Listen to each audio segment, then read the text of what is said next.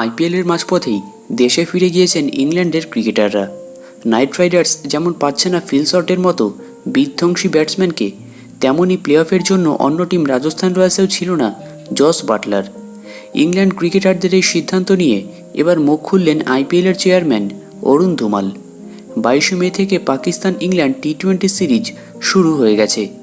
বিশ্বকাপের আগে এটাই শেষ প্রস্তুতি সিরিজ ইংল্যান্ড এবং পাকিস্তানের। সেই কারণেই ইংরেজ তারকা প্লেয়াররা একে একে তাদের ফ্র্যাঞ্চাইজি ছেড়েছেন। বিপাকে পড়লেও কিছু করার নেই আইপিএলের টিমগুলির। যদিও সুনীল গাভাস্কারের মতো প্রাক্তন প্লেয়াররা টাকা কেটে নেওয়ার প্রস্তাব দিয়েছেন, এবার সেটা নিয়ে ব্যবস্থা নেওয়ার পরিকল্পনা শুরু করল বিসিসিআই। এই প্রসঙ্গে অরুণ ধুমাল বলেছেন, আমরা ইংল্যান্ডের সঙ্গে কথা বলেছি, এই ধরনের ঘটনা ভবিষ্যতে আর হবে না। আগে যারা এই ধরনের ঘটনা ঘটিয়েছে তাদের অনেকেই এখন আর ইসিবির অংশ নয়। পরিস্থিতির বদল আসতেই পারে, তবে যেরকম পরিকল্পনা ছিল সেভাবেই সব কিছু চলবে।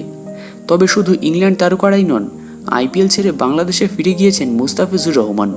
সেই নিয়ে আইপিএল চেয়ারম্যান বলেন, আমরা প্লেয়ারদের পাওয়া যাবে কিনা সে বিষয়ে সব বোর্ডের সঙ্গেই কথা বলি। যদি সত্যি কোনো প্লেয়ারের সমস্যা থাকে তাকে আমরা অবশ্যই ছেড়ে দেব। আইপিএলে সব দেশই অংশ নিতে চাই, তাই সেই দেশের বোর্ডরাও চাই এই টুর্নামেন্ট সফল হোক।